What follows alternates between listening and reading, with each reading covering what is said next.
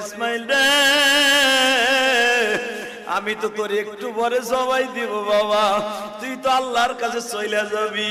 আমার মালিক হৃদয়ে বলিস, ও মালিক তোমার সন্তুষ্ট করার জন্য আমার বাবা 3টা সুমা দিয়ে আমার জবাই দিয়ে দিছে।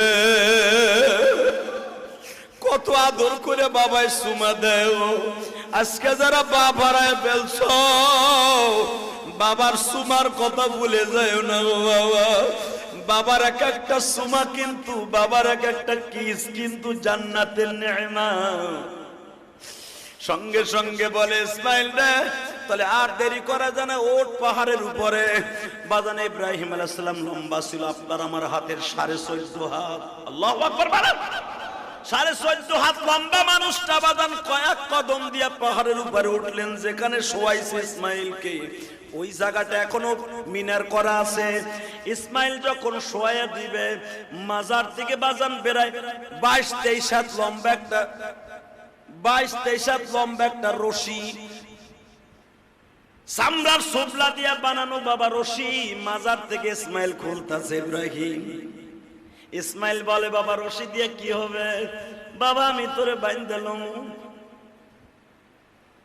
ইসমাইল বলে বাবা ঠিক কথাই কইছেন, এই রশিটা লাগবে। এ আমার যুবক ভাইরা, ইসমাইলের গাড়িতে জান্নাতে যাইতেছে আসছে ভাই। এখন 2 ফোঁটা পানি দিয়ে বাবার কথা মনে করে করে কান্দ। যখন বললেন বাবা আমার জবাই দেওয়ার আগে মাত্র 3টা কথা তোমার মনে রাখতে হবে। কি? 1 নাম্বার কথা, বাবা তুমি আমারে জবাই দেওয়ার আগে এই জামাটা খুলে ফেলবা। কেন? ভিতরে যে গেঞ্জিটা সেটাই যথেষ্ট। কেন? বাবা তুমি আমার এই জামাটা আমার মায়ের কাছে পৌঁছে দিও। বাবা গো, যদি জামাই রক্ত মাখা অবস্থায় দাও, আমার মা বেশি কষ্ট পাইব। কে? মায় মনে করব তুমি আমার জোর করে জবাই দিছো, এই জন্য রক্তগুলো জামায় লাগছে, অতর্কিত হামলা করছো। আর যদি তুমি দেখো রিল্যাক্স আমি জামাটা খুলিয়ে দিছি, মায় বুঝতে পারবে আমার ইসমাইল জবাই দিতে রাজি আছিল।